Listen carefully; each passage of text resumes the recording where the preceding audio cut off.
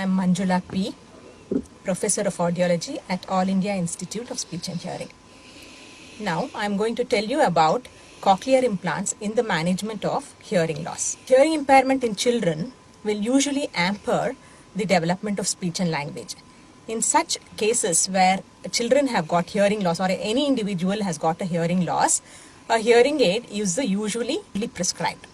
However, in some children where the hearing loss is so severe, a hearing aid is of very limited benefit. So in such children, usually the inner ear or the ear is the one that is damaged.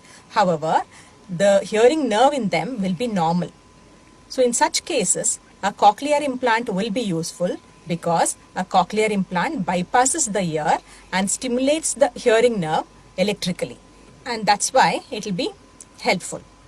In a cochlear implant is an electronic device, and this cochlear implant is usually prescribed when a hearing aid is of very limited or no benefit to an individual. This cochlear implant requires surgery because a part of the cochlear implant is implanted during the surgery. There is another part called the external part which is worn behind the ear. This external part will have a microphone which will convert the sounds into the electrical signal, and then it will also have a sound processor which will convert the signals into the type of signals that is compatible for the hearing nerve to process. The internal part will have electrodes which will stimulate the hearing nerve electrically. So as parents, when your children are recommended a cochlear implants, when your child is recommended a cochlear implant, you will be having a lot of doubts, some confusions, you will have a lot of misperceptions, and I hope in this orientation I will give you some of the answers for these questions. Okay, so you might be wondering why your child was prescribed a cochlear implant. Okay, so with audiological evaluations, we will come to know whether the child is benefiting well from a hearing aid.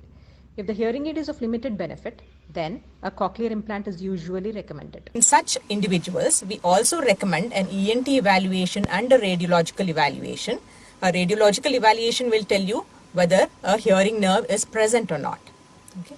So in such cases, we recommend all these investigations, and finally a cochlear implant is recommended. So once a cochlear implant is recommended, it involves surgery. So usually it requires hospitalization of the child for about 2 to 3 days, and surgery is usually done under anesthesia to implant the internal part of the cochlear implant. So under anesthesia the surgery is done and the child is there in the hospital and discharged after 2 to 3 days. After the discharge and after the wound is healed, the device has to be switched on, and the audiologist will do programming or mapping of the device.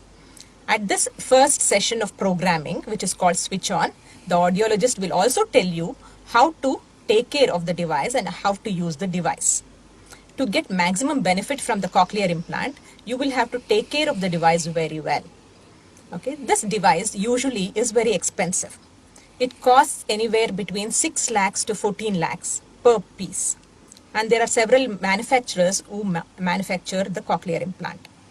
Okay, because it's very expensive, it's very difficult for individuals from low economic status to afford.